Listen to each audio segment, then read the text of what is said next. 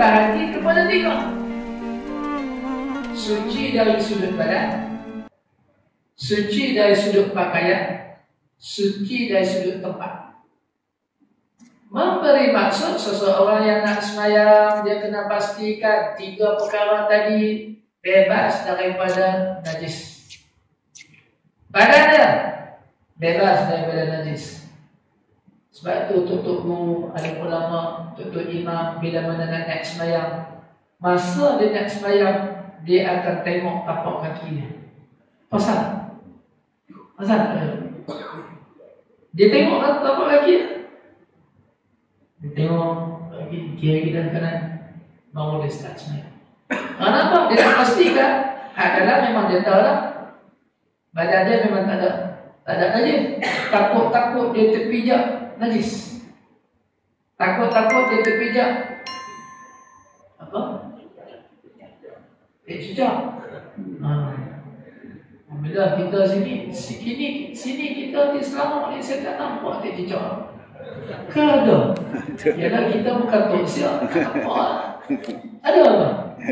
Tak nampak, tak jumpa. Tapi kita balik kampung ada. Merata. Kita sampai melangkah, tang ni ada. Hak kering pun ada lah. Macam mana kita nak sembahyang kan? Jadi Tok dulu ada ulama memang berhati. Kalaulah imam dah naik dalam keadaan tapak kaki dia ada cicak, hak belakang nampak macam mana? Yang belakang imam ni nampak. Persoalan dia yang nampak, yang dia nampak. Dia tak nampak. Hukum ialah pada diri dia. Dia kena tegur imam, subhanallah. Imam faham bukan tak? Imam tengok subhanallah, apa aku buat salah? Barunya bangkit daripada sujud. Hak belakang sebut lagi subhanallah. Apa benda ni? Dia cari tak jumpa. Jadi kepada makmum yang di belakang, dia kena mufaraqah. Dia kena niat mufaraqah, tak boleh ikut. Kena niat mufaraqah baru sah semayang.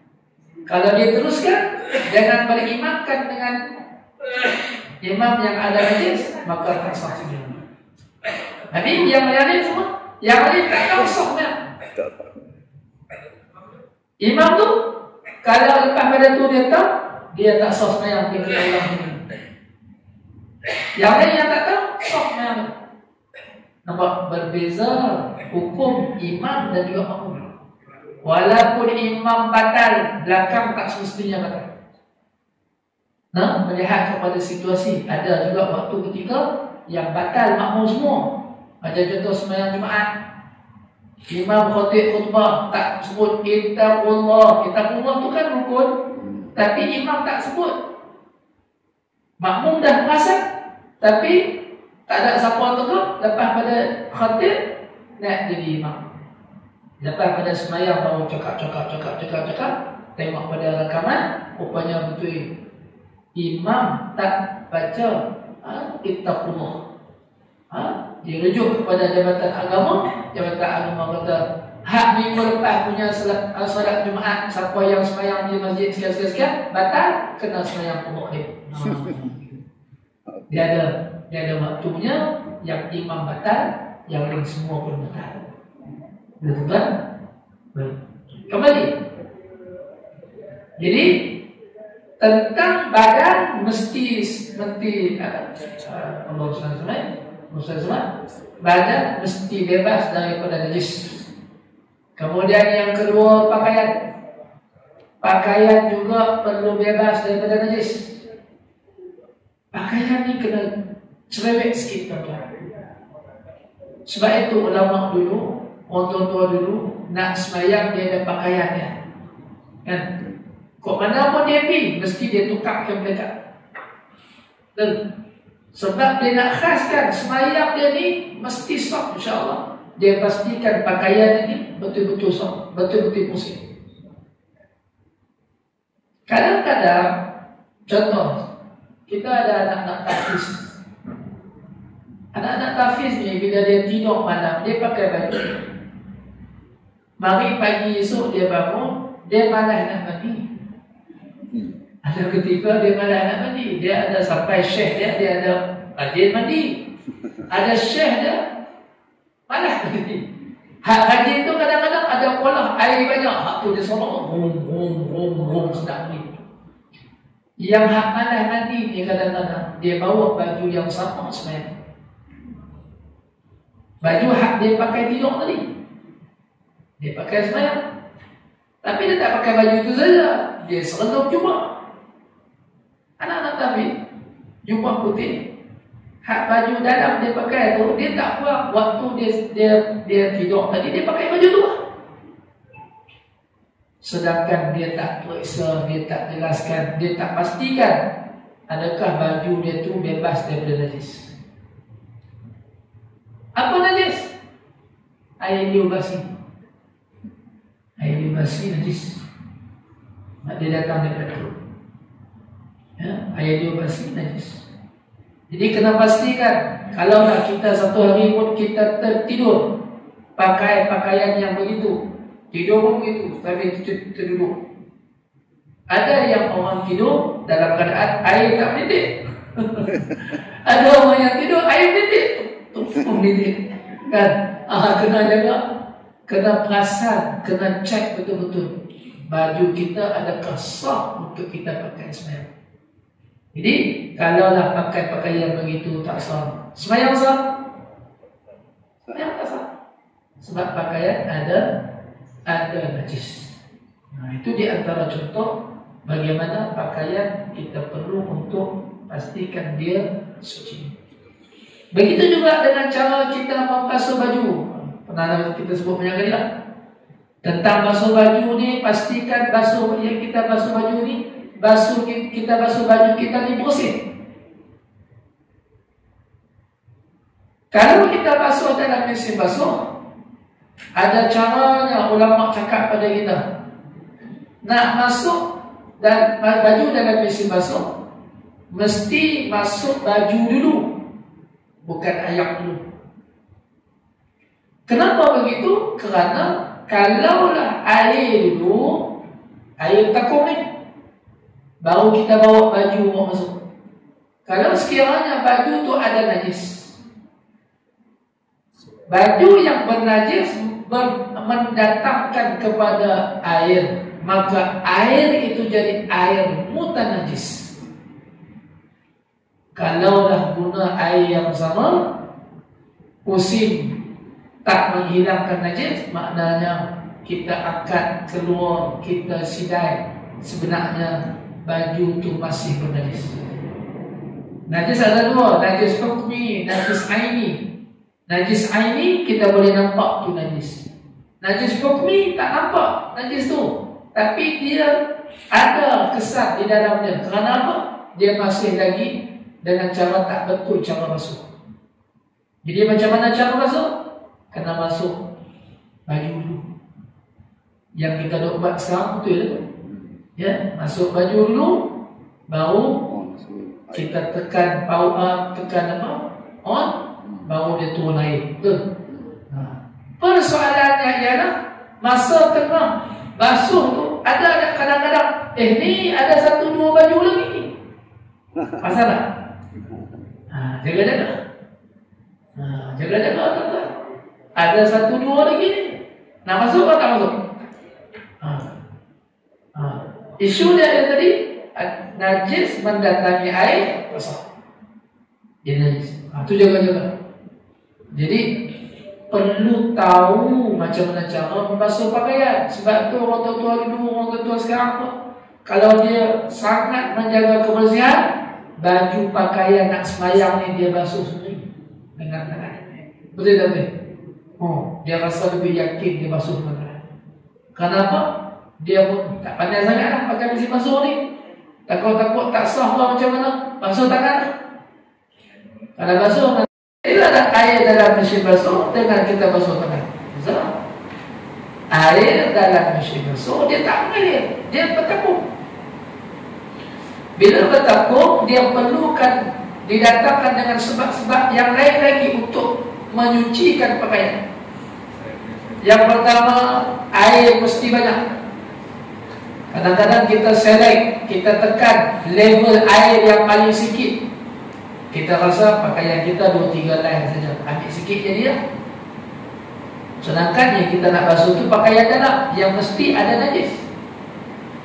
Ambil level yang paling sikit, risau, takut-takut tidak menyucikan najis. Mesti ambil air banyak. Jangan select level tu.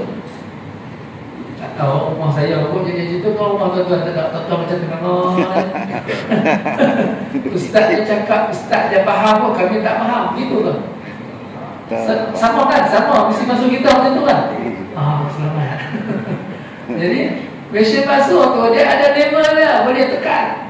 Jadi jangan tekan yang paling sikit. Kenapa? Takut air itu yang sikit tak boleh menyucikan. Satu, tak boleh memadai dengan air yang banyak saja. Kena tambah lagi nak menyucikan pakaian dengan memilih bauan yang wangi, sabun yang wangi. Ini bukan saya nak promote, saya jual sabun. Saya tak jual sabun dah ni. Saya jual minyak wangi dah. Tapi nak cerita je, pakai sabun yang wangi sebenarnya boleh menghilangkan bau najis. Kan kita dituntut untuk kita menghilangkan najis. Menghilangkan apa? Bau, rasa, warna. Dituntut tak dalam syarak? Dituntut. Maka untuk menghilangkan bau najis, kena ambil sabun yang wangi supaya menghilangkan bau najis. Tak cukup dengan itu, gunakan air yang banyak lagi. Dengan cara bagaimana? Kalau boleh, pusing 2 kali. Air bertukar 2 kali. Bukan terus buat. Kan ada selected juga yang jenis cepat, pusing sekali saja. Pusing sekali itu dengan air yang sama, kalaulah ada najis tak sah. Tapi ada baju kita yang ada najis tu. Baju kita yang kita nak basuh, ada pakaian yang tak najis, dia ada foto je. Bukan sama kalau Ustaz foto dengan najis, tak sama. Najis ada pembahagiannya, najis mukhafafah, najis mutawassithah, najis muqaddarah, betul? Kalau tak najis, dia cara basuh dia berasihan. Kalau pakaian yang kotor, kalau kita nak basuh dengan satu pusingan saja, boleh. Tak ada masalah. So, cuma yang kita khawatir pakaian kita yang campur, yang kotor pun dia, yang ada najis pun dia. Dua-dua campur. Jadi jangan ambil yang satu pusing sekali. Kena ambil pusing 2 kali tengah. Macam mana pusing 2 kali? Bila kita masuk baju, kemudian kita letak sabun, letak tekan power, dia masuk air sampai 20 minit penuh, dia pusing. Lepas pada 20 minit pusing, dia akan sediak air tu, dia buang air. Ini pun ajak Tok Guru ajak. Jadi Tok Guru ajak kita supaya kita dapat tahu macam mana cara basuh. Bila air itu sediak, dia akan ganti balik dengan air yang lain tu. Katakanlah air yang pertama tadi, pusingan pertama tadi 40 liter, maka pusingan yang kedua pun 40 liter, jadi 80 liter. Agak-agak 80 liter boleh tak menyucikan yang najis? Boleh ya? Yakin tak? Jadi semestinya kita nak basuh, gunakan 2 kali pusing. Kalau nak pakai satu pusingan boleh, tapi pastikan pakaian itu tak ada najis. Ada satu universiti Sains Malaysia di Penang buat satu kajian tentang mesin basuh yang dimasukkan pakaian yang tak ada najis dan juga bernajis. Dan dia buat kajian, pakaian yang bernajis tu dia masukkan sekali ain najis. Tetap boleh faham ain najis. Najis tu sebenarnya dia masuk. Dia buat kajian ni. Dia sediakan mesin basuh, dia ambil satu sabun, dia ambil pampers ataupun seluar budak yang dia buang najis besar, seketui dia masuk dalam majlis basuh. Ini cerita benar, tuan-tuan. Pihak universiti buat kajian. Dia orang perlukan beratus ribu untuk buat kajian, masuk DNA dan sebagainya, nak kaji adakah sifat najis itu dah bertukar selepas masuk. Sebelum mereka masuk najis itu, dia orang dah test DNA dia, tentukan dia jenis mana. Kemudian bila lepas basuh, dia akan ambil sampel pula lepas basuh, adakah masih ada sampel najis tadi. Macam tu sendiri. Jadi lepas pada dia orang buat kajian ni, bila saya ingat sebelum PKP masa. Jadi mereka buat kajian, sebenarnya sah juga bagi mereka yang tak mengasingkan baju. Contoh, ada orang kata nak basuh pakaian yang bernajis, asing. Pakaian yang tak bernajis, asing. Sekarang ni pihak universiti nak buktikan dua-dua kalau campur suci tak suci.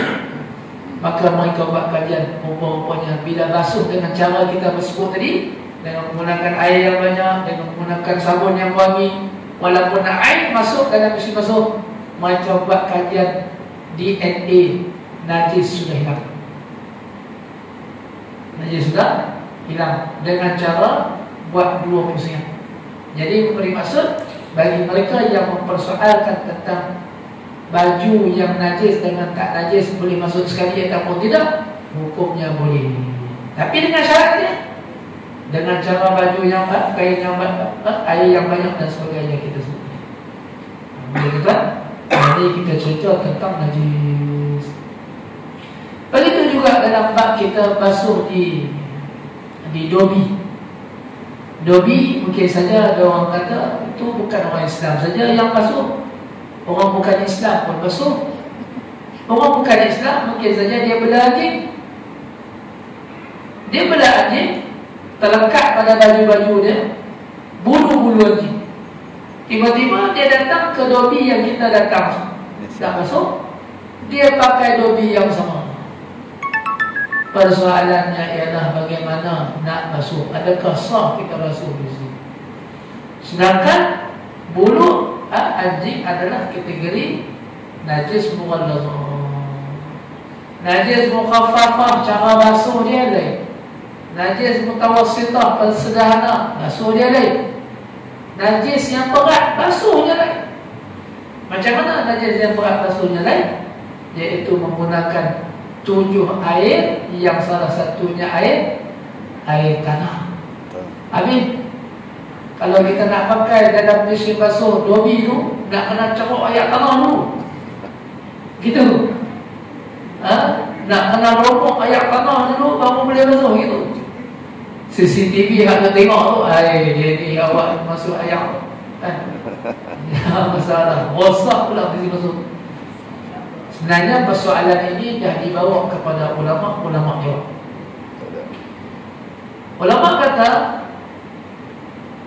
pastikan dahulu adakah benar ada najis mughalladhah di situ. Itu isu dia. Yang kita sebut tadi mungkin dia bukan Islam, memang dia ada anjing di rumah dia, tapi belum tentu kita nampak dengan mata kepala pakaian dia tu memang kena najis anjing. Ulama kata nahnu nahkum bizawahir, kita menghukum benda yang nampak. Yang tak nampak tak boleh dijadikan hukum. Contoh, tuan-tuan sembahyang atas padang. Tuan-tuan sebelum tuan-tuan sembahyang, tuan-tuan tengok tak ada tai anjing, tak ada tai kucing, boleh? Allah. Tapi ada orang sebelum tu nampak tempat yang tuan-tuan sembahyang tu ada anjing yang kecil. Kita sembahyang, sah sembahyang kita kerana kita hukum zahir tak nampak. Yang dia, kalau dia ambil tempat kita juga lepas pada kita sembahyang, dia sembahyang itu, dia sembahyang tak sah. Kerana dia tahu tempat itu memang ada najis, tapi dia semayang. Dia faham tak? Ini memberi maksud menilai sesuatu hukum dengan benda yang kita nak. Maka dengan sebab itu, boleh tak kita semayang, kita basuh baju di lobi? Boleh. Tak perlu lagi kita pergi kalau sebut kalau sayur hak duduk tepi jalan, hak kita beli di market pun tak boleh makan. Sayur hak kita beli tu, sayur tu hari-hari datang berkilo-kilo. Mai daripada mana? Daripada ladang. Ladang daripada mana? Kadang-kadang bukan orang kita yang buat, bukan orang kita yang tanam. Betul. Hak jaga ladang itu siapa? Haji lah juga. Kalau kita dah fikir, anjing tu gila buat sayur ni, kita tak boleh makan, jenuh, tak boleh beli semua sayur ni keluar. Jadi kita ikut hukum lihat. Jadi itu di antara persoalan yang sengaja kita timbulkan supaya kita boleh faham. Ada masa berapa minit lagi untuk tajuk kedua? 2 sampai pukul 3 Saya bateri habis lah. Untuk tajuk pertama 2 sampai pukul 3. Oh ya ke? 2 sampai pukul 3 untuk tajuk kedua. Okey. Baru satu syarat sah yang pertama tentang suci. Baik, dalam badan kita bersih daripada najis, pakaian kita bersih daripada najis, dan juga tempat bersih daripada najis, sebagaimana yang kita duduk sekarang. Yakin tak tempat ni bersih daripada najis? Yakin? Itu syarat sah. Tiba-tiba kita sujud, betul-betul mulut kita, hidung kita ada texture. Kita tengah sujud ni, tadi tak nampak, biasalah mata 4. Mari sujud baru nampak. Jadi masa sujud, gaya nak sujud atas dia tak boleh. Kita sujud atas sikit, maknanya tak kena lah najis tersebut. Sah tak kena? Tak kena lagi. Tapi duduk hilang. Sah tak? Orang sini tak boleh jawab. Saya sebenarnya tak sah. Sah. Kenapa? Tak kena kita. Selagi mana kita duduk, tempat duduk kita tu tak ada najis. Contoh, semua najis. Macam mana kita nak semayang? Lepas tu adanya sejadah. Lapik sejadah atas najis. Najis ada di bawah, sejadah ada di atas. Semayang di atas, salah. Itu tujuan adanya sejadah. Tapi tak semestinya nak semayang kena ada sejadah. Sejak bila semayang kena ada sejadah? Boleh faham tak? Sengaja kita sebut itu supaya apa? Kita boleh nilai dan tahu, nak semayang begini. Boleh tuan-tuan? Dan satu lagi berkenaan dengan suci, iaitulah mestilah dalam keadaan suci daripada hadas kecil, hadas besar. Hadas kecil dan hadas besar. Beri maksud, dia dalam keadaan bukan hadas besar dan juga dia bukan dalam keadaan hadas kecil. Seseorang yang nak sah semayang, dia bukan dalam keadaan hadas kecil, iaitulah kena ambil wudu. Bila dia ambil wudu, maka terangkat hadas kecilnya. Itu syarat sah. Kalau tak ambil wudu, tak sah. Itu yang pertama. Itu habis tentang soal suci. Ada soalan? Ada. Kita masuk pada syarat yang kedua, masuk waktu solat. Masuk waktu solat dengan yakin memberi maksud kita kena tahu ilmu masuk waktu solat. Pernah tak tuan-tuan bawa naik flight pergi ke mana-mana yang melangkau waktu solat? Yang banyak orang cakap kita tak boleh semayang atas kapal terbang. Kalau semayang atas kapal terbang hanya sekadar hormat waktu saja. Betul? Maksudnya semayang atas kapal terbang, hormat waktu. Contoh, kita naik daripada KLIA pukul 1. Bila dah terbang take off, selepas setengah jam Kita memang dah yakin dah masuk zuhur. Ni kita tengah terbang lagi ni. Sedangkan setengah jam ni boleh dikira kita dah masuk negara lain. Jadi dalam mazhab kita dulu, bila kita tahu masuknya waktu zuhur, ketika itu kita dituntut untuk sembahyang hormat waktu atas kebetulan. Tapi sebenarnya itu kita ikut hukum waktu KLIA. Sepatutnya yang kita kena sembahyang adalah waktu setempat. Yang kita terbang tu, kita kena tahu waktu di bawah tu negara apa, waktu apa. Tu yang patutnya. Tapi bila kita tak tahu, kita mengikut bagaimana waktu di KLIA. Maka dengan sebab tu kita sembahyang atas hanya sekadar sembahyang. Tapi bila dah sampai ke destinasi, wajib tak qada? Wajib qada. Dalam mazhab Syafi'i saja ada solat hormat waktu. Mazhab lain setakat ni saya dengar tak ada. Maknanya tak ada solat hormat waktu, beri maksud tak sembahyang dah. Kalau sembahyang pun tak sah. Tapi mazhab Syafi'i dia nak menghormati waktu itu tanpa lalu begitu saja. Dia ke mana pun dia sembahyang juga, hormat. Jadi hormat waktu tak semestinya ambil wudu. Hormat waktu tak semestinya menghadap kiblat. Bila sebut hormat waktu, sembahyang saja dalam waktunya. Tak ada wudu pun tak apa. Allah, sambil duduk boleh. Tapi sampai destinasi kena qada. Sebab sembahyang itu tak dikira. Zaman sekarang berlainan. Ini yang kita cerita yang dulu.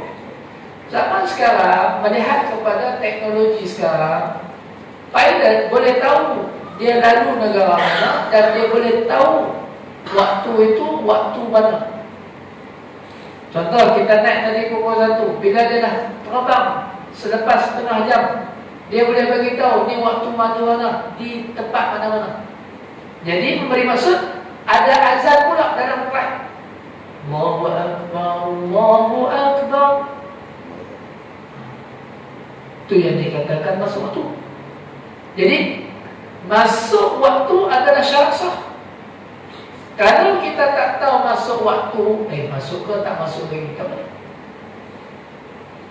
Sampai kita yakin, baru boleh. Jadi bila kita duduk atas kapal terbang, kita boleh tanya pramugari kata apa? Sekarang waktu sekian. Waktu tu kita dah yakin, maka kita boleh sembahyang. Dan sembahyang kita itu tuan-tuan adalah sembahyang yang sah sampai destinasi tak perlu qada. Ni sekarang. Tapi kebanyakannya dikatakan ada azan dalam flight tu hanya emas saja. Malaysia Airlines itu pun hanya pergi Saudi saja. Kalau pergi US saya difahamkan lah, betul tak? Betul kan? Saya tak pernah pergi US, saya tak pernah.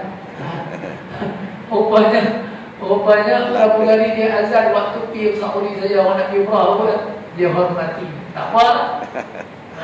Tapi kita yang faham, yang tahu, kita kena tanya pramugari. Tekan tinggal lampu tu kan. Bila tekan, pramugari datang. Saya nak tanya waktu ni sembahyang apa? Saya nak sembahyang. Saya tak mahu potong di tempat ni, saya nak sembahyang sekarang. Dia akan beritahu waktu sekarang masuk apa-apa.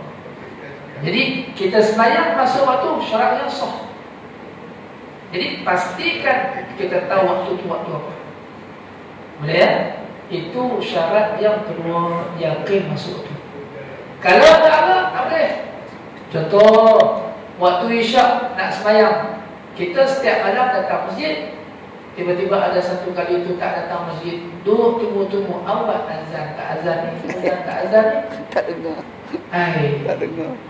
Ustaz hak kuliah maghrib lajak, apa pukul 9 tak azan ni, kan lajak pun, mungkin kot masuk lah kot, Allahu Akbar, tak boleh kot tak sah naik. Habis macam mana Ustaz? Kena bagi yakin. Macam mana yakin? Tunggu lagi tak azan-azan. Dia tunggu azan sampai 12 tak azan-azan, tak akan tunggu. Yakin tu maksudnya apa? Tunggulah sampai pukul 9 setengah. 9 setengah yakin tak masuk isyarat? Yang masuk lah. Itu yakin tu. Semayang. Tak apa perlu kita dengar azan. Jadi nak tahu tentang masuknya waktu solat itu pun dengan ilmu tuan-tuan. Dia tak boleh kod-kod. Gak masuk apa? Tak boleh. Jadi ini di antara syarat yang kedua, iaitu masuk waktu solat. Syarat yang ketiga, kita ringkas tadi insyaAllah. Syarat yang ketiga iaitulah menutup aurat. Seseorang yang nak sembahyang kena tutup aurat. Bagi orang lelaki tutup aurat, ya, antara pusat dengan lutut. Baju tak pakai pun sah, tapi takkan nak jumpa Allah tak pakai baju. Nak jumpa orang, tetamu datang pun jumpa Tuhan tak pakai baju. Jadi ada perkara, ya. Itu nak ceritanya, kalau tak pakai baju pun sah, tutup aurat tu, ya. Baik.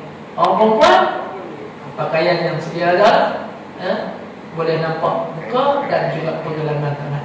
Yang lain semua adalah aurat, perlu ditutup. Baik. Jadi menutup aurat adalah syarat sah. Syarat sah. Kalau tak tutup aurat, tak sah. Baik. Tapi ada beberapa pandangan ulama terhadap beberapa isu yang berlaku. Menentukan aurat tersingkap contoh. Tengah sembahyang, tiba-tiba masa macam sejuk sangat ni, tak rekod lagi kipas, tu kipas jaya tu. Tiba-tiba tengah sembahyang ada orang pergi ketik, tik. Oh sudah, aku dah pakai jubah ni, tak pakai seluar dalam. Bila bawa pakai pusing punya laju, terangkat jubah. Lagi sejuk atau bila terangkat, tersingkap aurat, hukumnya batal lah. Tapi kalau dengan tindakan dia cepat-cepat tutup, tak batal. Kalau dia biarkan auratnya tersingkap dengan sengaja, batal sembahyang. Batal sembahyang. Jadi dengan sebab itu, isu ini disebut isu yang terpencil lah. Begitu juga bagi mereka yang tak ada pakaian apa-apa langsung lah. Tak ada pakaian langsung. Yang nak sembahyang, tempat pun tempat najis semua. Hanya ada satu kain pelekat saja nak sembahyang. Dia bagi orang lelaki lah. Nak pakai kain pelekat. Hak tu je nak sembahyang. Tapi tempatnya kotor, ada najis. Ada ulama kata boleh lonteh seluar, lonteh kain tu, lapik. Sembahyang dalam keadaan tak menutup aurat. Ada keadaan begitu sulit, tapi tak pernah ada nak ceritanya. Tak kira tuan-tuan kata, ustaz ni boleh sembahyang meranjang pula. Tak boleh. Jangan tuan-tuan bayar pula, lagi saya jadi famous kan. Ada satu buku khas berkenaan dengan hukum yang tak pernah kita jumpa. Ada ulama bahas. Itu saya sebut sikit. Tapi tuan-tuan sebagai ilmu je lah, tak perlu kita nak praktis. Tak ada kain tu, kain nasir dah. Letak kain nasir tu, letak sembahyang boleh. Tak semestinya nak pernah pakai kain belakang baru boleh sembahyang. Kain nasir pun boleh pakai balut, boleh sembahyang. Sejadah pun boleh balut. Begitu. Wallah, itu soal menutup aurat. Kok mana pun seseorang yang nak sembahyang kena tutup aurat. Yang terakhir, iaitulah menghadap kiblat. Mereka yang nak sembahyang wajib tahu menghadap kiblat. Memberi maksud kalau kita berhenti RNR, tengok ada sejadah pun ni, kita pun angkat takbir Allahu Akbar. Kita tak pastikan betul-betul adakah itu arah kiblatnya. Lepas pada sembahyang baru kita perasan, tengok anak panah. Orang letak sejadah tu pun tak kena terbalik. Kita dah sembahyang pun ni, tengok dah sembahyang dah, ada pun ni sembahyang sendiri. Tak sah dah sembahyang pun, kena sembahyang ni. Jadi nak ceritanya, pastikan kot-kot boleh tak, kot-kot tak boleh. Mungkinlah ni kot dah. Mesti kena tanya, dapatkan keyakinan. Keluar daripada surau, kita tanya orang hak nego tepi tu, nak tanya kiblat kat mana? Tak tahu. Oh, dia pakai tudung kiblat pun tak tahu. Kan dia mesti beritahu kiblat kat ni pak cik cakap kita. Jadi kita ambil tahu masuk dalam solat kita sembahyang. Jadi kewajipan menghadap kiblat itu wajib dan sah. Jadi cukuplah sekadar itu. Empat ke ada soalan saudara? Ya. Kereta tekok ni dia pun tak sedar ayam. Selalu ada ayam pun. Ada lupa tak ayam. Ya. Ya sudah.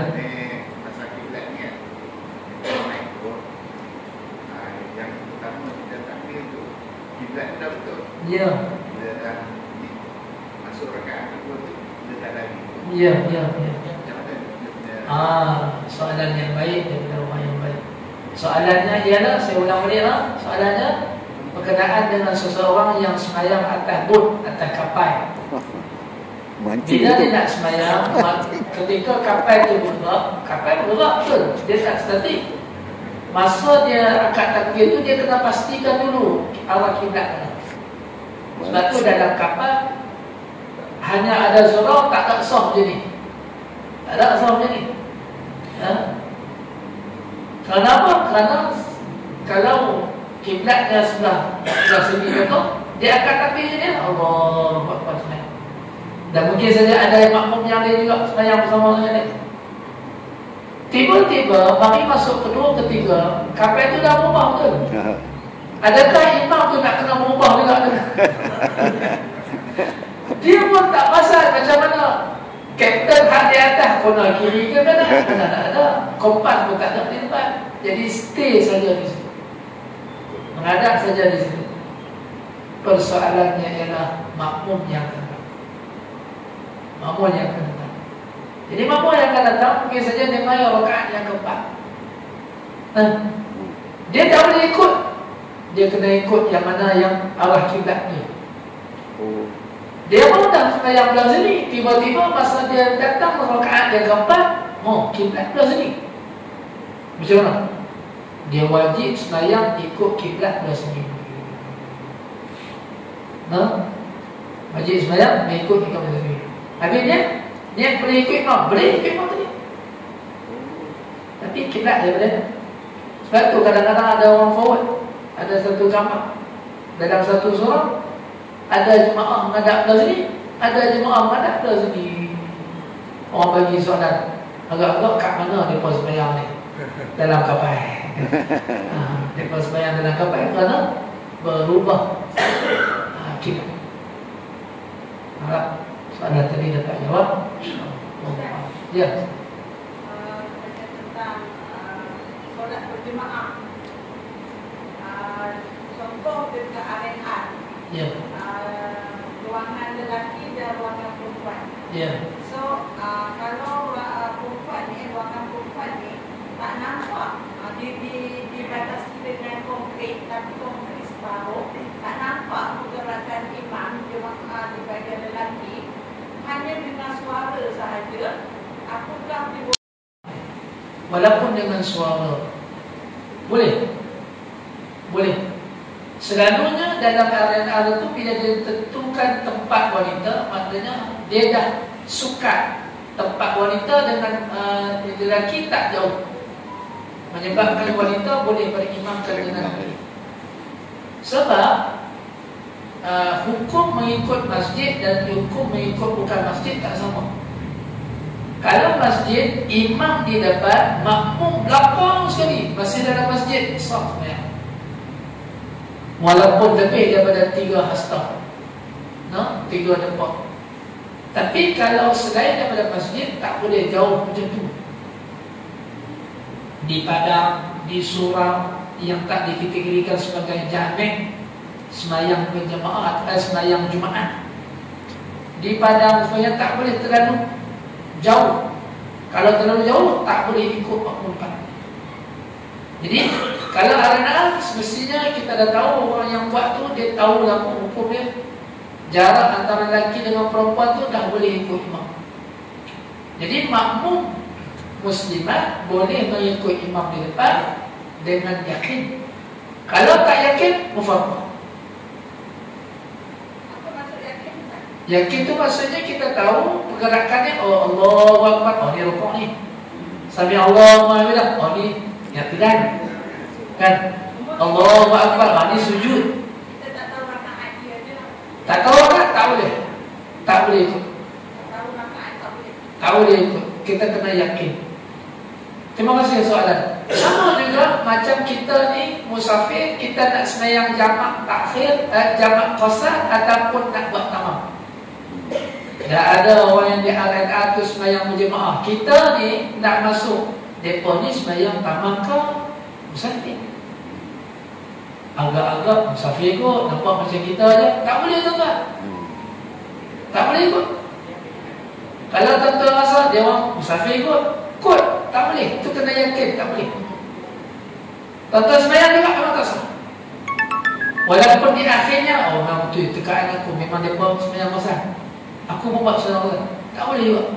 Kena yakin. Sebab itu di RNA, kita nampak ada orang sembahyang sini, ada orang sembahyang sini, ada, nampak tak? Banyak jemaah. Kerana mereka saling sama tak yakin antara nak masuk yang satu sama lain. Tak boleh. Sebab tu dia orang sembahyang sendiri. Tidak tak? Kadang-kadang kita kata, kenapa dalam satu surah ada banyak imam? Betul tak? Macam tak kena, patut ni dah ada yang apa ni sembahyang orang yang ada dengan imam. Dia tak tahu tentang hukum ni. Jadi kita kena yakin bahawa kita boleh sembahyang bersama. Ya. Ya. Saya boleh jawab, saya jawab dia buat, tak boleh jawab, saya cakap tak ada jawab, saya bukan alim. Ya, sekarang. Ya.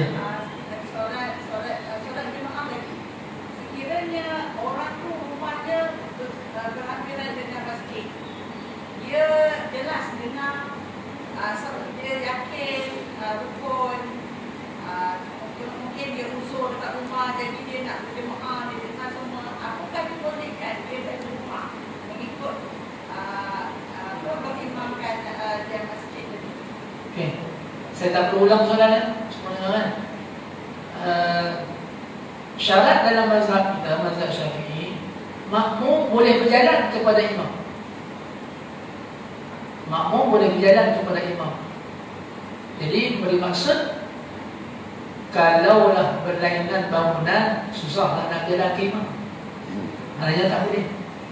Tak boleh untuk berniat makmum dengan imam yang berlainan dengan bangunan itu. Sebab mustahil sesuatu nak jalan pergi ke imam. Maksudnya dalam situasi boleh berjalan tu maksudnya tidak ada halangan. Gitu. Jadi tak boleh. Tapi berbeza hukum di Mekah tuan. Ni saya bocor rahsia sikit. Ada hotel yang dekat. Dan memang Masjidil Haram dia punya jemaah melimpah sampai bawah hotel tu. Kita boleh sembahyang atas hotel. Bukan bawah hotel, atas hotel. Ada pandangan yang agak terpencil. Itu saya kata tadi, saya bocor rahsia ni. Boleh bayang atas hotel. Boleh. Buktinya ialah tu Masjid Abu Bakar. Pernah tidak Masjid Abu Bakar sini? Pasal tak depan Masjidil Haram, depannya ada KFC. Atas KFC tu sebelah ada eskalator naik. Situ sebenarnya tampak Sayyidina Abu Bakar dulu. Rumah Sayyidina Abu Bakar. Sayyidina Abu Bakar, rumah dia situ. Tapi bila dia buat bangunan tinggi, atas tu dia buat masjid. Masjid Sayyidina Abu Bakar As-Siddiq, masjid tu. Dan ramai yang duduk di masjid tu sembahyang berimamkan dengan Masjid Haram. Pasal tak? Tak pernah buat? Buatlah bid'ah tu sikit. Saya buat. Beza hukumnya di tempat kita. Sana lain, sini lain. Gitu. Ini pengalaman saya hasil daripada kita bawa jemaah lah, pergi umrah. Kita tanya beberapa tutup guru, ada pandangan yang mengatakan boleh. Jadi kita tak perlu rigid sangat dengan hukum kita yang di sini. Sama juga hukum Hukum di masjidil haram, contoh kita lalu depan orang sembahyang. Hukum apa hukum kita lalu depan orang sembahyang? Oh, haram tak boleh. Tapi di masjidil haram boleh tak? Boleh. Langkah. Nampak tak beza hukum? Jadi hak bid'ah tu kadang-kadang buat sikit. Pada tuan buat kita tahu hukum hakam itu sikit sebenarnya. Tapi jangan duduk berdebat dengan mutawi pula. Mutawi kata tak sah pakcik tu kat sini. Jangan duduk berdebat. Ikut mutawi tuan. Tentu ikut mutawi. Mutawi kata tak boleh lah. Sebab kita ni, kita orang awam. Kita kena ikut tok guru kita. Tok guru kita kata tak boleh, tak boleh. Kalau ada tok guru kita kata boleh, buat tutup boleh, silakan. Gitu. Jangan pening-pening lah. Jangan duduk berdebat pula. Ustaz Fairul kata boleh. Sudah, aku kena cari dulu lah. Itu tuan-tuan. Wallahualam. Cukup sekadar itu insyaAllah. Kita duduk kurang 5 ke 10 minit. Sekejap lagi kita semua insyaAllah. Wallahualam. Assalamualaikum warahmatullahi wabarakatuh.